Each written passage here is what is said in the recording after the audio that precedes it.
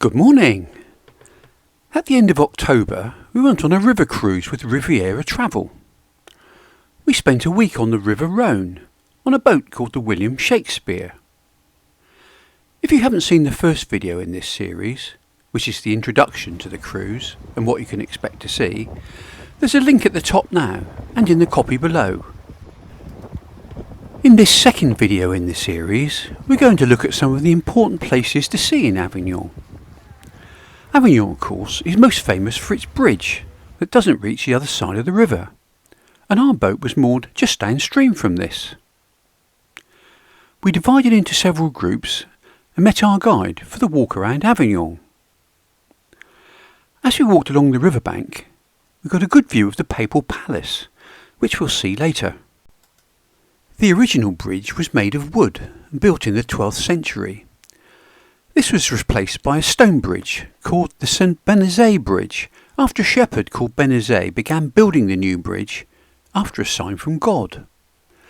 It had 22 arches and was 900 metres long. The bridge became part of the pilgrimage route between Spain and Italy in the Middle Ages. A small chapel dedicated to St Benaz was built over the third arch. The bridge was damaged and repaired several times until 1669, when a new flood of the Rhone caused most of the arches to fall down. After this event, the St Benaz Bridge was abandoned because it was too expensive to maintain. The structure was then practically identical to the one which we can see here, with only 4 arches. The bridge became a UNESCO World Heritage Site in 1995. We'll leave the bridge now. There are lots of museums and historical sites to see in Avignon. The most important is the Pope's Palace. It's a 5-minute walk from the bridge. And here it is, in all its splendour. When Clement V was elected Pope in 1305, he decided to transfer papal power to Avignon to avoid political unrest in Rome. He chose to build on the foundations of an old bishop's palace. But it was under Pope Benedict XII from 1334 that the original buildings were really expanded. No expense was spared, as we can see. This is now the biggest medieval Gothic building in Europe and the largest Gothic palace in the world.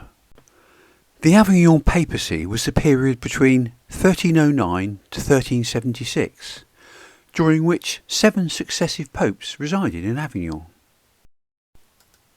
Inside the palace, one of the first things we see is an open-air theatre. One of the squares in the palace has been adapted, and I'm sure that the surroundings add a tremendous atmosphere to every performance.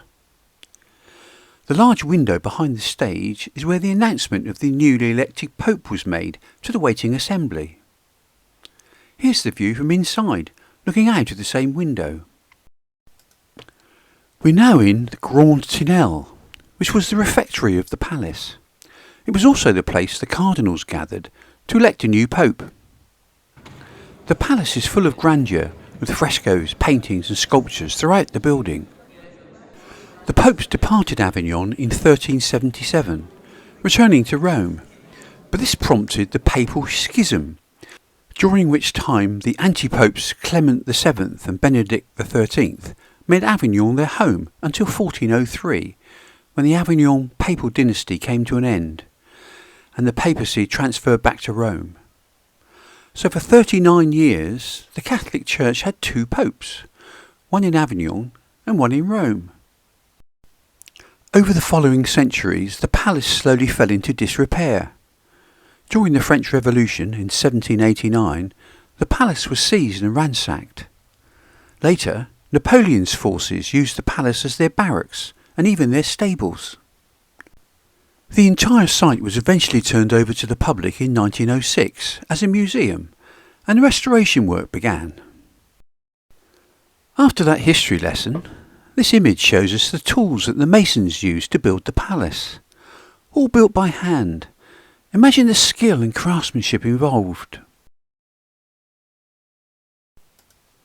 After we left the Pope's palace, we walked through the town, past the theatre and the town hall to the market.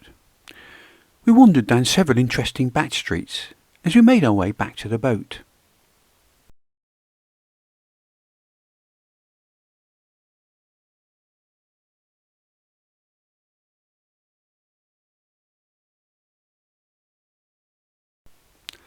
Later in the afternoon, the William Shakespeare cast off and motored downriver to the lovely town of Arles.